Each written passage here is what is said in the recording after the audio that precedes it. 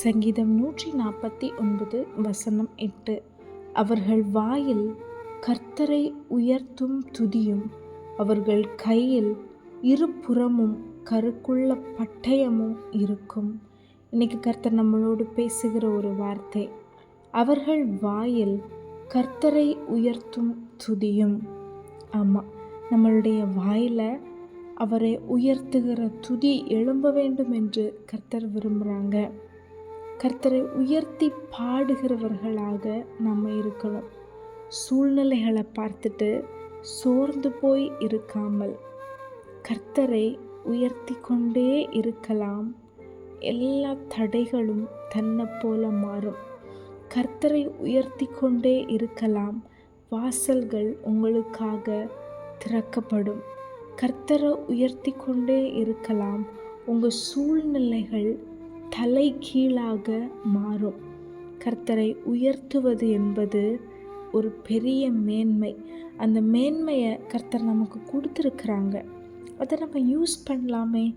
ஏன் நம்ம சூழ்நிலைகளை பார்த்துட்டு இனிமேல் இது நடக்குமா நடக்காதா, இல்லை ஏன் என் லைஃப்பில் இப்படி இருக்குது, இப்படிப்பட்ட தேவையில்லாத நெகட்டிவ் தாட்ஸ் நமக்குள்ளே வர்றதுனால தேவையில்லாத கவலை, அதனால ஸ்ட்ரெஸ் மீன்ஸ் அது ஒரு நன்மையவே நம்ம வாழ்க்கையில் கொண்டு வரல. தீமையின் மேலே தீமை தான் நம்ம வாழ்க்கையில் வருது. ஆனால் எந்த சூழ்நிலையாக இருந்தாலும் கர்த்தரை உயர்த்துகிற பாடல்கள் நம்ம வாயிலிருந்து எழும்பும்போது, எவ்வளவு கடினமான ஒரு சூழ்நிலையாக இருக்கட்டும், அந்த சூழ்நிலை இயேசுவின் நாமத்தினால தலை கீழாக உங்களுக்காக மாறும்.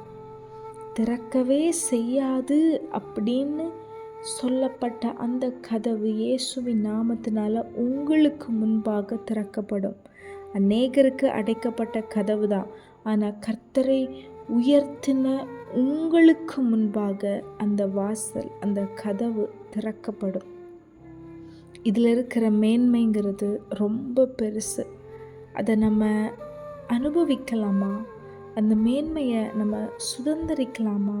சில டைம் நம்மளால் பாட முடியாத ஒரு மாதிரியான சிச்சுவேஷனில் நம்ம இருந்தாலும், ஏசப்பா எனக்கு கஷ்டமாக இருக்குது, இந்த கஷ்டம், இந்த கவலை, இந்த வருத்தங்கள் எல்லாத்தையும் எடுத்து போடுங்க, உங்களை துதிக்க, உங்களை உயர்த்தி பாட எனக்கு ஹெல்ப் பண்ணுங்கப்பா அப்படின்னு கேட்கலாம்.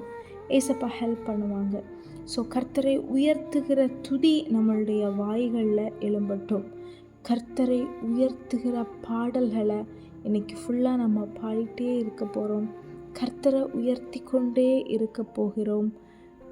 உங்கள் வாழ்க்கையில் கர்த்தர் சிலவைகளை நடப்பிப்பார். எரிகோ மதில் எவ்வளவு பெரிய மதில், ஆனால் அவரை உயர்த்த அந்த மதில் இடிந்து விழுந்தது. யாருமே நினைக்கலாங்க இந்த மதில் இடிந்து விழும் அப்படின்னு. நான் சொல்கிறது எரிகோவில் இருந்த அந்த ஜனங்கள்.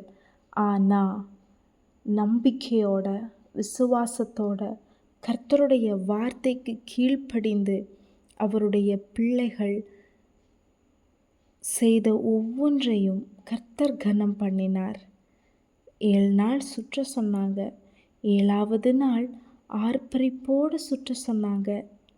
கர்த்தர் அந்த ஆர்ப்பரிப்பின் சத்தத்தை, அந்த கீழ்ப்படிதலை கனம் பண்ணி அவங்க வாழ்க்கையில் பெரிய ஒரு அற்புதத்தை செய்தாங்க.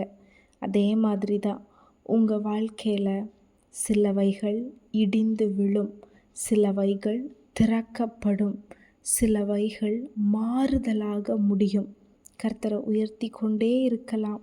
கர்த்தரை துதிக்கிற பாடல்கள், துதி நம்ம வாய்களில் எழும்பிக்கொண்டே இருக்கலாம். நம்ம வாழ்க்கையில் ஆசீர்வாதங்களையும் நன்மைகளையும் உயர்வுகளையும் நாம் சுதந்திரிப்போம். ஆமென். Have a blessed day. God bless you.